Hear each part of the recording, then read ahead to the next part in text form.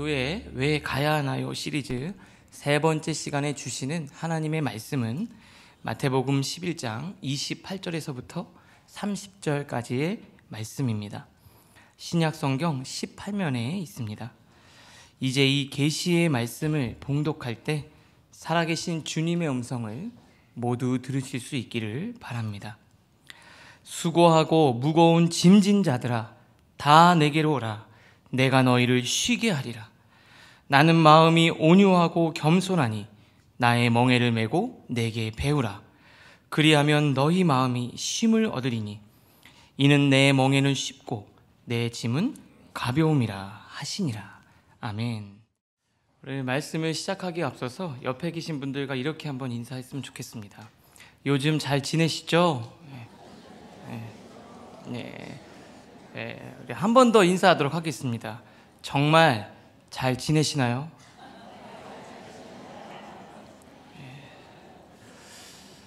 사랑하는 애님교회 성도님들 요즘 잘 지내시죠? 정말 괜찮으신가요? 이 질문에 네, 저는 정말 잘 지냅니다 라고 자신 있게 말하실 수 있는 분들도 계시겠지만 의외로 많은 분들이 시원하게 대답하지 못하셨을 수도 있습니다. 혹시 F코드라고 들어보셨습니까? 작년 봄에 KBS 명견만리라는 프로그램에서 강사가 언급한 의학 용어입니다. F코드는 질환을 분류하기 위해서 사용하는 코드 중에 이 정신질환 앞에 붙는 알파벳입니다.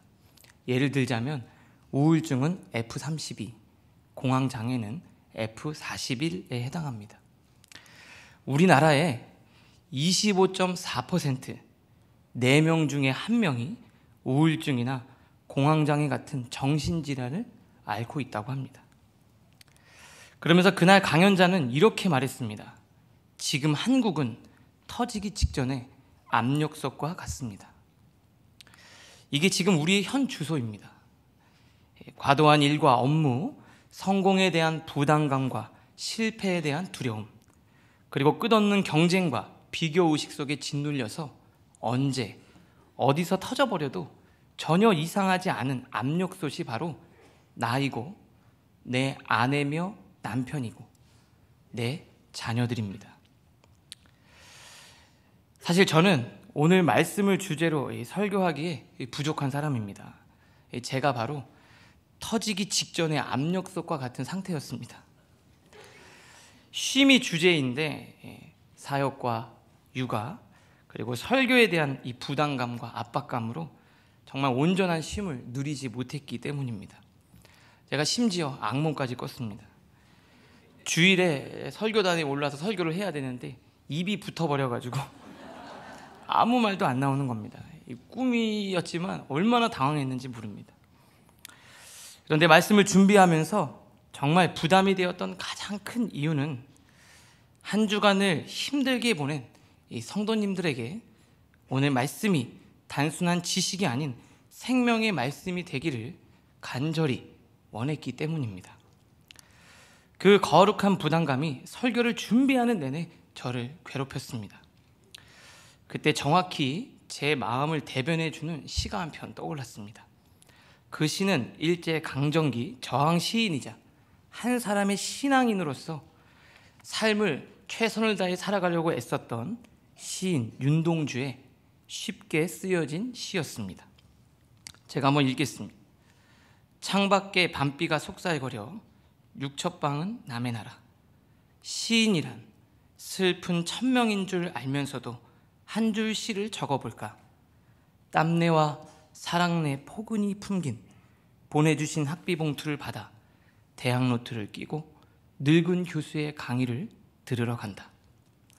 생각해보면 어린 때 동물을 하나, 둘, 죄다 잃어버리고 나는 무얼 바라? 나는 다만 홀로 침전하는 것일까?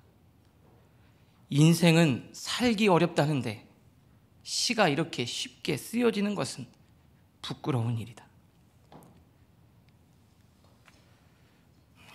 성도들은 살기 어렵다고 하는데 지금 내 설교는 너무 쉽게 쓰여지는 것 아닌가?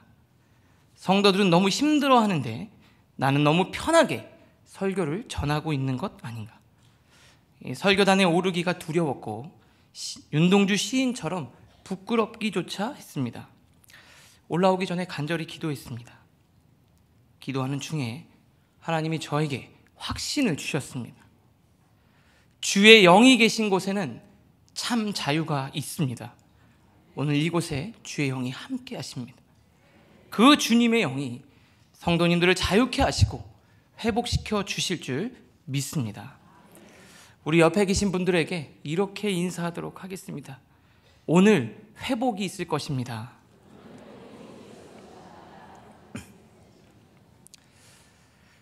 오늘 본문 속에서 예수님은 진정한 쉼으로 우리를 부르고 계십니다. 28절 말씀을 화면을 보면서 다시 한번 우리 같이 읽도록 하겠습니다. 수고하고 무거운 짐진 자들아 다 내게로 오라. 내가 너희를 쉬게 하리라. 이 생계를 꾸려가면서도 종교적인 율법을 철저히 지키며 살아가야 했던 삶의 무거운 짐을 진 당시 사람들에게 주님은 놀라운 초대장을 건네셨습니다. 이제부터 우리는 교회 영적인 휴게실이라는 제목을 가지고 주님께서 그 당시에 보냈던 이 초대장 속에 담긴 영적인 의미를 한 3가지 정도 나누어서 살펴보려고 합니다. 성령님께서 이 시간 마음에 빛을 비춰주셔서 2000년 전이 아니라 오늘 지금 나에게 주시는 하나님의 말씀으로 들려지는 은혜가 있기를 바랍니다. 첫 번째 화면을 보면 같이 읽겠습니다. 연약할수록 같이 읽겠습니다. 시작. 교회는 연약한 자들이 오는 곳입니다. 우리 28절 말씀 읽겠습니다. 수고하고 무거운 짐진 자들아 다 내게로 오라. 내가 너희를 쉬게 하리라. 우리는 먼저 주님이 이 초대를 건넸던 이 초대장을 받는 대상에 주목하고 싶습니다. 이 수고하고라는 말은 육체적인 노동으로 인해서 몸이 피곤하고 지친 것을 의미합니다.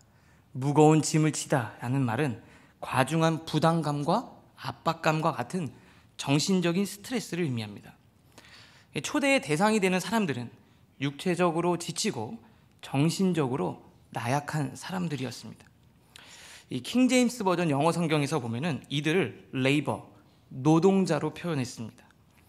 강하고 지혜로운 사람이 아니라 약하고 무식한 사람들이었으며 환영받고 인정받는 사람이 아니라 거부당하고 무시당하는 사람이었습니다. 그들은 어디에서도 초대받지 못한 사람들이었습니다.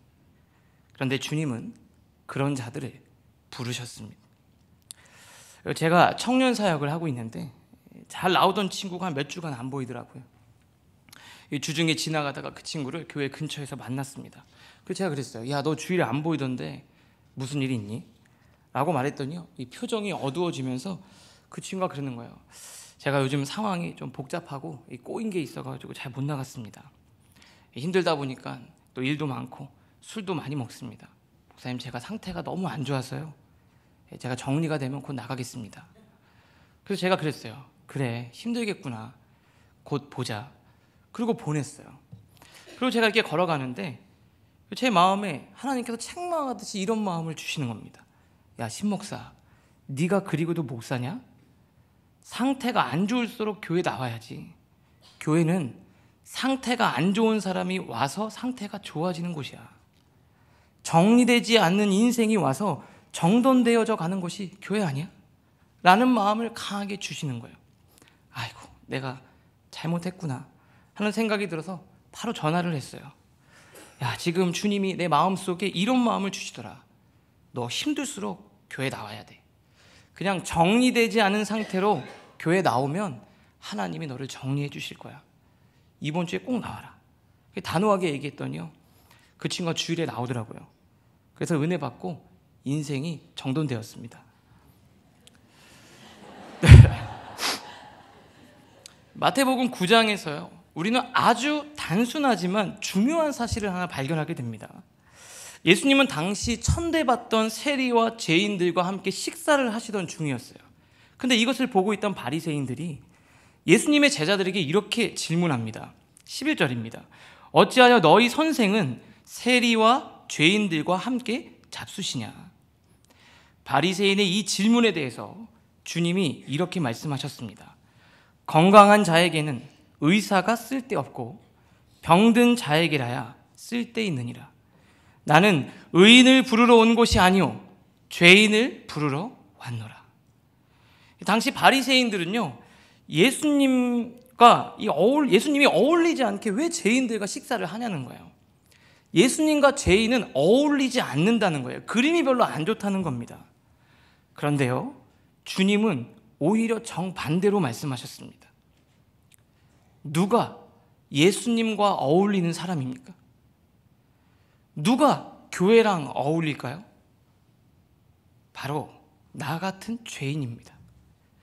결단하고 다짐해도 늘 유혹에 넘어질 수밖에 없는 연약한 사람, 뭔가 모자라고 부족한 사람, 삶이 무너지고 정신적으로 나약한 사람, 건강한 사람이 아니라 병든 자들입니다. 교회는요, 그런 사람들이 와서 주님을 만나고 은혜를 경험하고 온전해짐을 경험하는 곳입니다. 사랑하는 성도 여러분, 은혜가 떨어지셨나요? 시험에 빠지셨습니까? 그러면요, 오늘 정말 잘 오셨습니다. 요즘 상태가 안 좋으신가요? 그런 날은 더 나오셔야 합니다. 주일 전날 진하게 노셨다고요? 과음하셨습니까? 그런 날은요, 꼭 오셔야 합니다. 괜찮습니다. 은혜는요, 주님과 함께 다시 시작하는 기회를 얻는 겁니다. 교회에 나와서 주님과 함께 또 다시 시작하면 됩니다. 옆에 있는 사람에게 이렇게 이야기합시다. 오늘 교회 정말 잘 오셨습니다.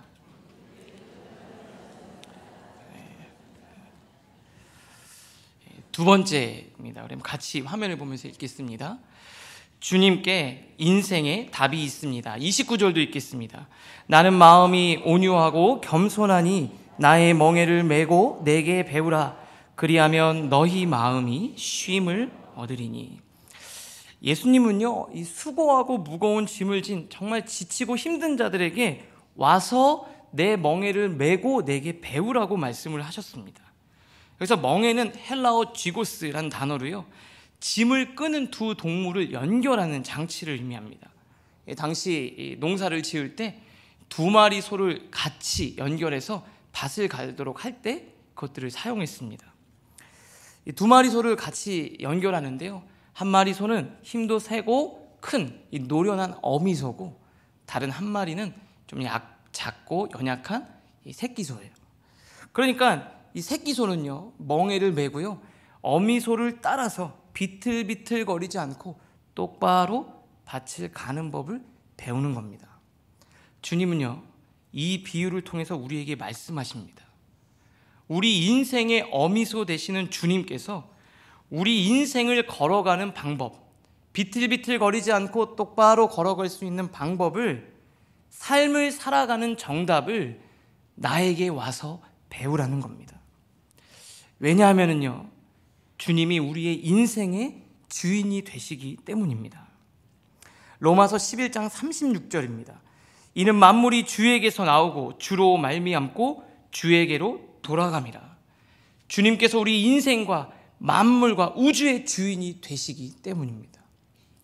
우리는 삶의 주인이요, 나 자신이 아니라는 것을 깨달아야 됩니다. 근데 많은 사람들이 자신의 인생의 주인이 바로 자신이라고 착각하면서 살아가요. 그런데 조금만 생각해 보면은 아주 명확하게, 분명하게도 내가 내 인생의 주인이 아님을 알 수 있습니다.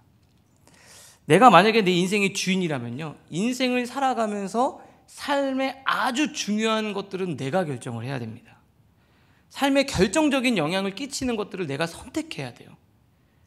살면서 우리 인생 가운데 아주 중요한 영향을 끼치는 게 뭘까요? 부모님이요. 어떤 부모님을 만나냐에 따라서 인생이 180도 달라집니다. 그런데 부모님, 내가 선택하지 않았습니다. 또 인생을 살면서 삶에 영향을 주는 게 뭐가 있을까 생각해 봤더니요, 이 성별입니다. 이 남자로 태어나냐 여자로 태어나냐. 남자로 태어나면 군대 가고요, 여자로 태어나면 또 아이를 낳잖아요. 이 인생의 이 삶의 질이 달라지는 거예요. 성격이 완전히 달라집니다. 근데 성별 내가 선택하지 않았습니다. 요즘에 외모 되게 중요하지 않습니까? 예, 정말 이 외모가 경쟁력인 시대인데 지금 내 외모 선택할 수 있으면 고르지 않았겠죠. 예, 그 외모마저도 하나님이 그냥 골라주신 거예요. 다 결정되어져 있습니다. 내가 결정한 게 없습니다. 가장 중요한 생명과 호흡이요. 더 살고 싶다고 아무리 애를 써도 하나님이 정해진 시간에 1초도 더해서 살 수가 없습니다. 주님이 부르시면 생명을 연장할 수가 없어요. 이 삶에 엄청난 영향을 주는 이 모든 것들은요, 내가 결정한 게 아닙니다. 그냥 결정된 대로 나는 살아갈 뿐인 거예요. 그건 바로 내가 내 인생의 주인이 아니라는 것을 말해주는 굉장히 결정적인 증거입니다. 그래서 내가 주인이 아니기 때문에 내 안에는 답이 없습니다. 인생의 주인이신 하나님께 답이 있는 거예요. 아무리 머리를 싸매고 고민하고 내 안에서 답을 찾으려고 애를 써도 답을 찾을 수 없는 이유는 바로 내가 내 인생의 주인이 아니기 때문입니다. 이 하루는요, 제가 교회에서 이렇게 사역을 하다가 친구 목사하고 전화로 이렇게 통화할 일이 있었습니다. 근데 그 친구가 이렇게 얘기하는 거예요. 야, 성수야, 너 예능교회 진짜 오래 있었다. 너 앞으로 계획이 뭐야? 그래서 제가 그랬어요. 아, 계획? 야, 잘 모르겠다. 그러면서 이제 대화를 뭐 이렇게 하다 마무리셨어요. 그리고 조금 있다가 한 성도님을 만나서 이렇게 대화할 일이 있었는데요. 그 성도님이 그러시는 거예요. 아, 목사님은 앞으로 목회 계획이 어떻게 되시냐고 저한테 물으시는 거예요. 그래서 제가 또 좀 이상하다 두 번째 물어보니까 그래서 잘 모르겠습니다. 그냥 주어진 대로 열심히 하는 거지요. 이렇게 얘기했어요. 그러니 설교를 준비하다가 저녁 때 배가 고파서 이제 관리실에서 관리 집사님과 라면을 이렇게 먹고 있었거든요. 그런데 관리 집사님이 이러시는 거예요. 아, 목사님 오신 지 진짜 오래됐죠? 목사님은 앞으로 계획이 어떻게 되세요? 이러시는 거예요. 야, 오늘 참 이상하다. 그러면서도요, 뭔가 하나님이 나에게 주시는 메시지가 아닐까라는 생각이 들었어요. 그래서 제가 말했어요. 집사님, 저는요 특별한 계획이 없습니다. 사실 계획이 없는 게 아니라요, 아무리 계획을 세워봤는데요 답이 안 나오기 때문에 저는 계획이 없습니다. 그리고 제가 이어서 말했어요. 계획은요 저를 부르신 하나님께 있죠. 여러분, 사람도 이렇게 누굴 부르면요 계획을 가지고 부릅니다. 준비를 한다고요. 같이 일하자고 부르면. 부족한 인간도요, 아이를 가지고 그 아이가 태어나기 전부터 옷도 사고 이 어떻게 키워야 될지 계획하고 준비합니다. 그런데요, 하물며 하나님이 여러분들을 이 세상에 보내시고 아무 계획이 없으실까요? 계획을 주님이 분명히 가지고 계십니다. 우리를 부르신 그 주님께서 선명하고도 명확한 우리 인생의 계획을 갖고 계시고 그것을 우리 예배 가운데, 주님을 만나는 그 만남 가운데 우리에게 가르쳐 주십니다. 교회는요 주님께 답을 얻는 곳입니다. 사랑하는 성도 여러분, 그 주님께 인생을 맡길 때, 주님이 이끄시는 대로 따라갈 때 멍에를 메고 가는 새끼소처럼 우리는 인생을 온전히 걸어갈 수 있습니다. 우리 옆에 계신 분들 바라보면서 이렇게 한번 말해보면 좋겠습니다. 답이 안 나오시죠? 그러면서 이어서 얘기해 주세요. 답은 주님께 있습니다. 마지막 세 번째 말씀입니다. 우리 같이 한 목소리로 읽겠습니다. 교회에 나오면 마음의 쉼을 얻을 수 있습니다. 29절 한 번 더 읽겠습니다. 나는 마음이 온유하고 겸손하니 나의 멍에를 메고 내게 배우라. 그리하면 너희 마음이 쉼을 얻으리니. 29절 말씀을 잘 살펴보면 주님께서 멍에를 완전히 없애주신 것이 아니라 멍에는 그대로 있는데요, 그 멍에를 쉽게 질 수 있는 방법을 가르쳐 주신다고 말씀하셨어요. 멍에가 있지만 그 비결을 배우면 멍에가 무겁지 않다는 겁니다. 그러면서 이어서 뭐라고 말씀하셨냐면 너희 마음에 쉼을 얻으리니 라고 말씀하셨어요. 마음에 쉼이 임한다는 겁니다. 왜냐하면 마음이요 생명의 근원이기 때문에 그렇습니다. 잠언 4장 23절 말씀입니다. 모든 지킬 만한 것 중에 더욱 내 마음을 지키라. 생명의 근원이 이에서 남이니라. 마음을 지켜야 되는 이유가 있는데요, 그 마음 속에서 생명의 근원이 난다는 거예요. 마음 때문에 천국이 되기도 하고 마음 때문에 지옥이 될 수도 있다는 거예요. 빅터 프랭클 박사의 이 죽음의 수용소라는 책을 혹시 아시나요? 한 번쯤은 들어보셨을 텐데요, 이 책에는요 빅터 프랭클 박사가 아우슈비츠 강제 수용소라는 그 죽음의 문턱에서 얻게 된 놀라운 통찰이 담겨져 있습니다. 저도 제목만 알고 설교할 때 몇 가지 문장만 인용을 했었는데 최근에 읽고서 굉장히 큰 감명을 받았어요. 거기에 이런 내용이 적혀 있습니다. 프로이트는 다양한 종류의 사람들을 모두 똑같은 극심한 굶주림에 시달리게 해보면 배고픔이 점점 커짐에 따라 각 개인차는 모호해지고 채워지지 않는 욕구를 표현하는 단 하나의 목소리만 나타나게 될 것이다 라고 말했다. 그러나 프로이트의 말은 틀렸다. 그의 말과 달리 강제 수용소에서 개인적인 차이는 모호해지지 않았다. 오히려 그 차이점이 극명하게 드러났다. 사람들은 가면을 벗고 돼지와 성자 두 부류로 나뉘어졌다.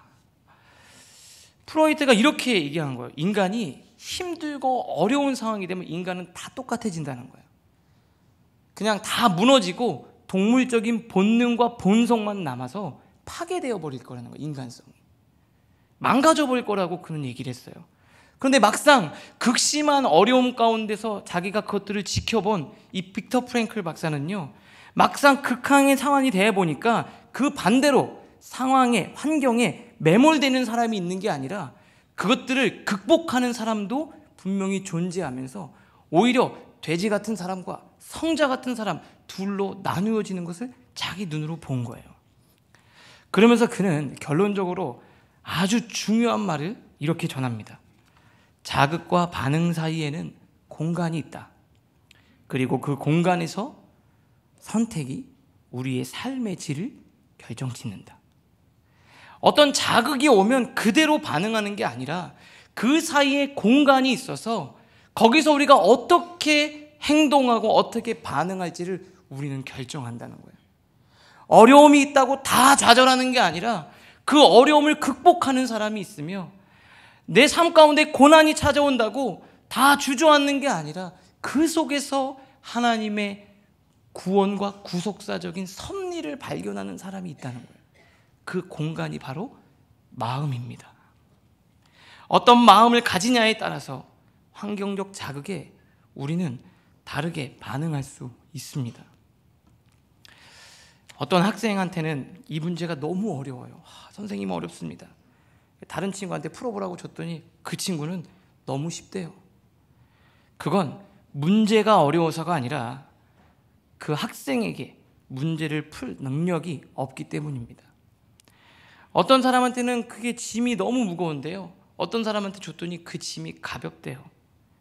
그건 짐이 무거워서가 아니라 그 사람이 짐을 질 힘이 없기 때문입니다. 혹시 자녀가 속을 썩이시나요?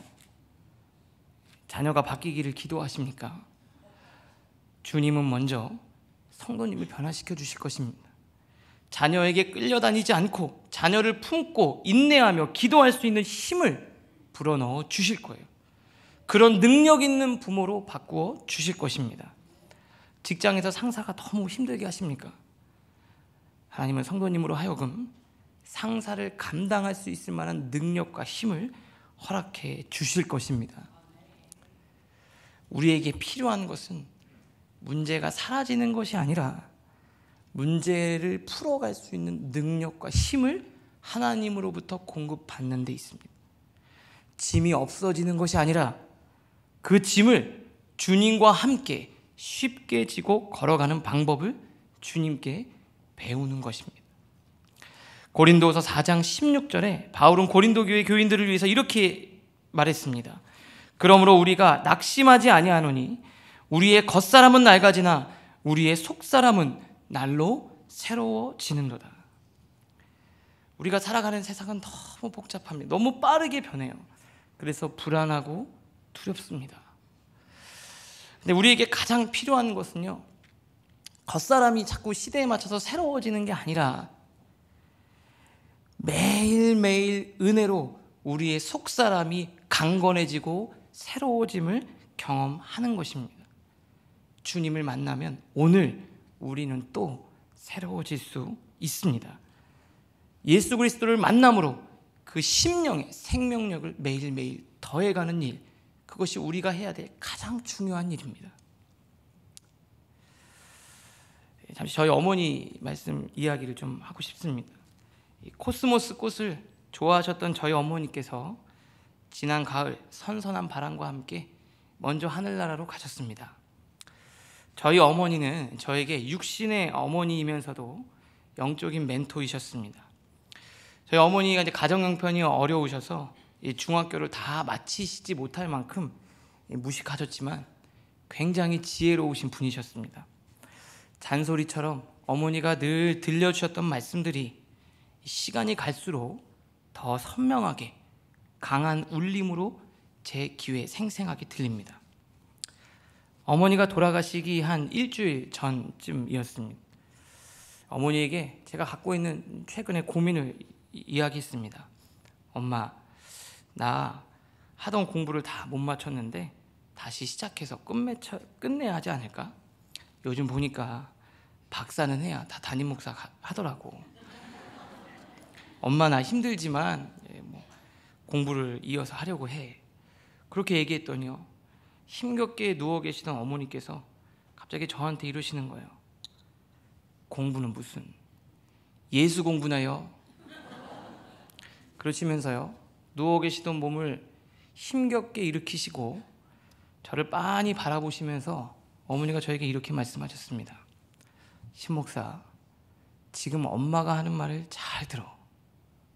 신목사 안에 예수 그리스도가 있어서 그 예수 그리스도의 능력으로 신목사를 찾아오는 성도들을 살릴 수 없으면 그 공부는 아무짝에 쓸모없는 거야. 박사? 아니, 박박사라도 그 공부는 쓸모없는 거야. 이제는 예수로 익은 사람을 하나님이 쓰시는 거야. 어머니가 돌아가신 지금도 그 어머니의 음성이 제 귀에 생생하게 들립니다. 그것은 분명 어머니를 통해서 저에게 주신 하나님의 음성이 틀림없었습니다. 말씀을 준비하는 과정에서 저는 아주 이상하지만 본질적인 질문을 가졌습니다. 나는 왜 강단에서 설교를 하는가? 예배 안에 설교라는 순서가 있으니까? 아니, 원래 목사는 설교를 해야 되니까? 아니면 담임 목사님이 시켰으니까? 아니요. 아닙니다. 이 생명의 말씀은 능력이 됨을 확신하고 믿기 때문입니다. 제가 하나님의 말씀을 대신 선포하면 그 음성을 듣고 이 자리에 모인 수고하고 무거운 짐을 진 성도들을 주님께서 살려주실 줄 믿고 확신하기 때문입니다. 하나님의 말씀은 관념이 아니라 실제임을 믿기 때문이며 성령님은 지금도 운행하셔서 내 힘으로 어떻게 할 수 없는 병든 자들을 고쳐주실 줄 믿기 때문입니다. 예능교회 이름 그대로 예수 능력으로 성도님들을 회복시켜 주실 줄 확신하기 때문입니다. 우리는 왜 교회에 나와야 될까요? 교회는 우리 영혼의 쉼을 누리는 곳입니다. 영적인 휴게실이기 때문입니다. 이곳에서 우리는 참 참된 안식을 누릴 수 있습니다. 사랑하는 예능교회 성도님들, 지치고 상한 마음을 달래기 위해서 사람이나 친구나 옷이나 물건, 여행, 술, 이성 다 찾아봤는데 위로가 되시던가요? 진정한 쉼이 되셨습니까? 잠시 쉼이 되고 위로가 되는 듯했지만 공허와 갈증이 찾아오지 않으시던가요? 왜 그런 줄 아십니까? 성도님들은 영적인 존재이기 때문에 그렇습니다. 매 주일 강단에서 선포되는 진리의 말씀을 들을 때, 그때야만 우리는 진정한 자유를 누릴 수 있으며, 주님 보좌 앞에서 주의 임재를 경험할 때 진정한 쉼을 누릴 수 있습니다. 이 시간 주님께서 성도님들을 진정한 쉼으로 이렇게 부르십니다. 수고하고 무거운 짐진 자들아, 다 내게로 오라. 내가 너희를 쉬게 하리라. 수고하고 무거운 짐진 자들아, 다 내게로 오라. 내가 너희를 쉬게